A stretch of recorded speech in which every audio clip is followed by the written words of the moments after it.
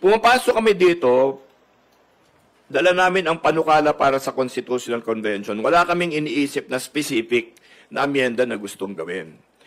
Ang proseso na gagamitin natin is, sa tingin ko, dapat katanggap-tanggap sa lahat. Alam niyo yung CONCON, dalawang steps yan eh. Unang-una, kailangan magkaroon ng joint resolution calling for a Constitutional Convention. Yung joint resolution na yan, kailangan yan is 2/3 vote. So, 2/3 vote dito sa House of Representatives at 2/3 vote sa Senado. Hindi ipagsasama yan, separate voting. Pag natapos na yan, magkakaroon tayo ng batas. Magkakaroon ng bill implementing law para sa Constitutional Convention. Anong ilalagay doon? Ilalagay doon kung ilan ang miyembro ng Constitutional Convention, saan sila kukunin, mga distrito ba yan, mga appointed ba yan, ganon. Ano yung mga magiging order of business ng Constitutional Convention? Di ba ilalagay mo ngayon doon? Sino ang gagawa ng order of business? Paano i-desisyonan lahat ito mga to? Rules of the House, in other words. Gagawa rin nun. So maraming pamamaraan sa tingin ko pagdating natin doon sa paglaad ng batas sa pagtatag ng Constitutional Convention na maaring lagyan ng safeguard para hindi mag-nervyos yung mga senador na ma-abolish sila or mag-nervyos yung gusto magpresidente na magpe-perpetuate in office yung mga ibang nandiyan na sa pwesto.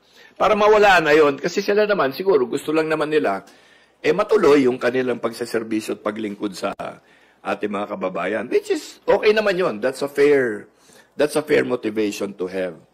Pero kami dito na naglalapit nitong Constitutional Convention, ang iniisip ko, basta ang sa amin, dapat magkaroon ng Constitutional Convention. Ang gusto lang namin ayusin dito, yung mga vagueness, ambiguities, at yung mga hinakalimutan na banggitin dito sa ating saligang batas. Yung mga bagay na pagpapapalit ng form of government, etc., wala kaming planong ganyan at wala kami iniisip na ganyan. I'm sure maraming magkakaisip ng ganyan. Pero kung gusto ng Senado or kung sino man opisyal dito sa House, kahit saan, na limitahin nila yung mga pag-uusapan ng Constitutional Convention, siguro pwedeng pag-isipan yan. Para makagawa tayo ng isang batas, implementing law, pag na-call na yung Constitutional Convention, na makakasiguro ang lahat na yung convention na yan hindi tatalakayin yung mga hindi dapat. Yung mga ayaw ng ating mamamayan na kanilang pag-usapan. So, paano yan? Hindi pa natin alam kasi siyempre dadaan pa yan sa maraming pag-uusap. Pero sa tingin ko may paraan kung paano natin gagawin yan. Doon tayo pupunta. Matapos natin makumbinsi lahat na magpatawag tayo ng Constitutional Convention. Di ba? Kung paano at anong gagawin pagkatapos nun, tsaka na lang natin pag-usapan. Ngayon, kung doon sa batas hindi nagkasundo kahit sino, hindi matutuloy yung Constitutional Convention. So para sa akin, unahin natin ito, gumawa muna tayo ng joint resolution to call for a Constitutional Convention, mag-agree sana yung Senado, doon na lang tayo magtalo sa mga proseso na gagamitin pag natuloy na yung Constitutional Convention. Sir, aside from yung issue sa forthwith, may iba pa po bang ambiguous provisions pertaining to the impeachment in the Constitution? Impeachment? Well, I'm sure kung buting tingin mo ng gusto yan, marami kang makikita. Nabanggit lang natin ng forthwith kasi nandyan lahat ng kontrobersya ngayon. Everything has to do with forthwith. Of course, may bago na naman na linabas si Justice Ascuna, yung eureka moment niya, na once instead of one. Isipin niyo, sa ligang batas natin ito, ang ating issue ngayon. Ano ba talaga ibig sabihin ng forthwith? You know? Nasa diksyonaryo, may mali yata ang diksyonaryo. So, ngayon, mag-a-adjust pa yung diksyonaryo ngayon, maglalagay sila ng bagong definition ng forthwith. Tapos, one versus once. Ang putya yan, dadali natin sa Supreme Court. Ano ba talaga ibig sabihin? One or once? Siguro naman dapat mas mga kahulugan na mauusapan ang dadali natin doon. Hindi ba? Nakakalungkot naman na ganyan yung mga klaseng mga kontrobersyang dinadala sa ating kataas-taasang hukuman. Di ba? Sana naman yung mas may kasaysayan naman na, na maganda, yung yung medyo mabigat na mga usapin na kailangan mag-aral. Ito, wala eh. Parang walang sagot pati eh. Di ba? Ano ba ibig sabihin ng forthwith? O, lahat tayo, meron tayong opinion dyan. Di ba? Pero sino makakadesisyon? Ano ba talaga ibig sabihin yan? Wala eh. So, ang gagawin natin, tanggalin na lang yan. Lagay na lang natin 7 days, 5 days, 2 weeks, kung ano man yan. Para alam natin kung ano talaga ang intensyon ng impeachment sa saligang batas. Hindi ba? Opo, sir. Another topic po. Meron pong statement ngayon si Vice President Duterte. Ang sabi po niya, ilabas din siguro nila yung travels ng mga members ng House of Representatives bago sila magtuturo ng mga tao na constant travel. As Deputy Speaker po, how will you reply to that statement? Agree ako. Lahat tayo. Maglabasan tayo ng travel. May dalawang klaseng travel, ha? Official travel at personal travel. Yung personal travel, hindi binabayaran ng gobyerno. Official travel, binabayaran ng gobyerno. Personal travel, nandyan sa leave mo. Diba? Sa personal na oras mo. Kasi siyempre, lahat tayo, may katungkulan tayong may oras na nandyan sa opisina. May official, may personal travel. Labas natin. Official travel, labas. Kung gusto nila, pati personal. Ako, payag ako. Pero, wala naman sigurong natatakot dyan. Dito sa Congress. Well, dito naman lahat, nakikita nyo. So, kung meron man nagbabiyahe, yun, sasabihin ko lang, sige, labas natin lahat. Official travel, labas natin lahat. O, tapos, ihambing natin yon sa actual travel. Kasi kung yung ito official travel, ito lang, ang personal travel mo, ganun kalaki, ginawa ba yan on your own time or yung sa oras na binabayaran ka na sweldo? Diba? Gawa lang natin ng forma, papirmahin natin at ako, mauna ako, magpapile ako. Sir, sorry, what do you mean by magfa-file po kayo? Ng Travels nyo? Labasan kami ng dokumento kung sino anong travel namin. Opo, sir. Payag ako. Okay, sir.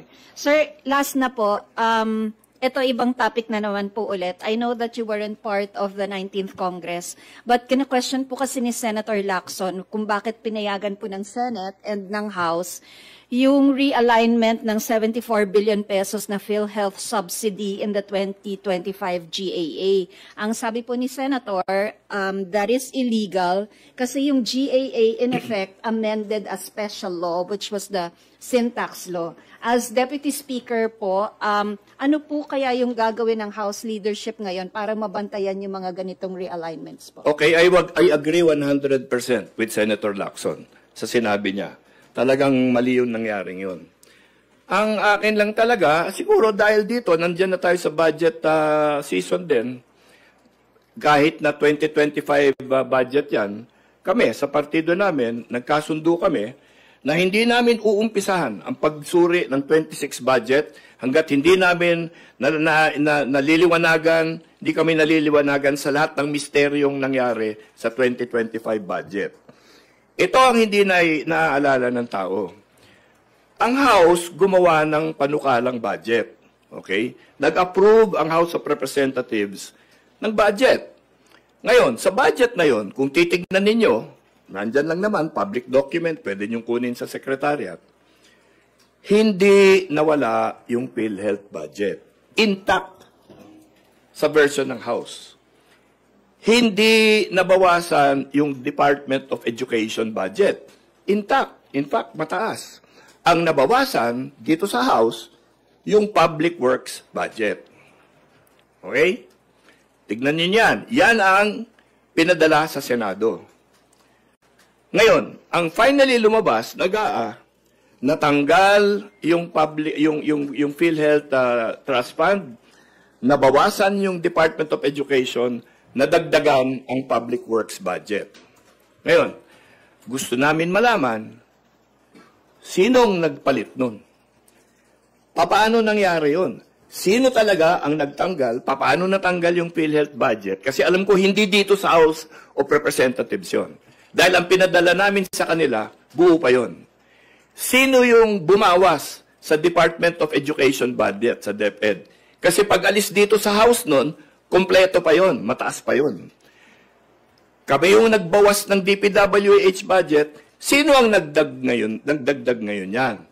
Alam ko, hindi nadagdag yan dito dahil pagdating dun sa Senado, bawas yun. Okay? Bukod doon, aalamin na rin natin siguro, ito na rin na kaya gusto namin tumulong din sa ating Pangulo na talagang sinisiyasat niya ng mabuti ito. At gusto rin natin lahat malaman ito. Sino ba ang nakinabang dito sa pagpalit lahat nito? Sino ang nakinabang sa pagdagdag ng DPWH budget? Ang pagdagdag ng DPWH budget ay nanggaling sa pagbawas ng DepEd at yung pagtanggal ng trust fund. Okay? Napunta sa DPWH budget, sa madaling sabi, may nakinabang doon. Totoo ba yung sinasabi ni Senator Soto na napunta lahat yan sa Senado at sa liderato ng Senado? Gusto rin namin malaman. Kasi ang House ang sinisisi. Hindi ko malaman bakit.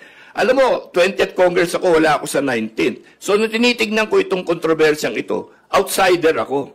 Hindi ko makita eh. Dahil andyan ang House version, pumunta sa Senado. Nagkalintik-lintikan doon, pagbalik dito. Bakit yung House yung sinisisi? Okay? Gusto namin malaman yan. Kaya kami sa partido namin, hindi kami papayag. Mag-umpisa yung pagsusuri ng 26 budget hanggat hindi pa naliliwanagan lahat ng misteryo, mga himala na nandito sa 2025 budget. Yung mga kasama yung mga tinatanong mo. Sir, how will you make the senators who are involved accountable for this? How? How? May pwede bang ikaso sa kanila? Or may pinag-uusapan na po ba yung partido nyo na pwedeng action? Ang partido namin, gusto lang namin maintindihan at maliwanagan sa anong nangyari. Hindi naman kami korte, hindi kami branch ng ombudsman, di ba? Ano lang kami, House of Representatives, representatives of our district, and our districts want to know what happened here. Yun lang naman. Now, I'm sure the Senate has its own processes on how they will discipline their own members if their members need to be disciplined. Beyond that, you know, there are the normal judicial procedures that can be entered into whenever there is wrongdoing. Pero sa amin ngayon, ang amin lang gusto mangyari is maintindihan natin lahat. Paano nangyari lahat yan? Thank you, sir. Thank you. Thank you, Tina. Agatha Gregorio from ABS-CBN is now recognized. Hello po, sir. Regarding CONCON naman po, have you gotten the sentiment of other lawmakers regarding this po? Would senators, other congressmen be in support of this from what you know po? Ang unang feedback ko, malabo. Okay? To be honest with you, the initial reaction is always, hindi papayag yung Senado dyan. Okay? Then the next reaction is, baka mamaya sabihin nila, perpetuation of power na naman yan. Babaguhin yung mga term of office, gagawing unlimited, ganon. So, it's going to be a challenge, we know. But I think that there is enough goodwill, there is enough patriotism in our national leaders that they can rely on to move forward with a little faith. A little faith in the wisdom of our people in electing the delegates to the convention, faith in all of our citizenry in their ability to prevent abuse by being vocal and by being vigilant.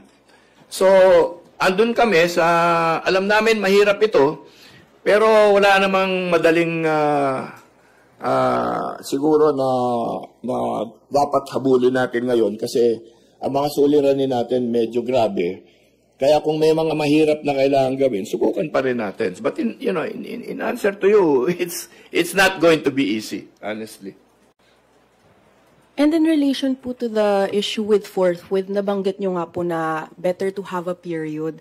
Yung 7 days po na nabanggit nyo po, is that an example or yun po ba yung ideal na period na gusto nyo po for starting of the trial? That's just an example. Kasi when you go to specific proposals and periods like that, there are so many factors that you need to consider.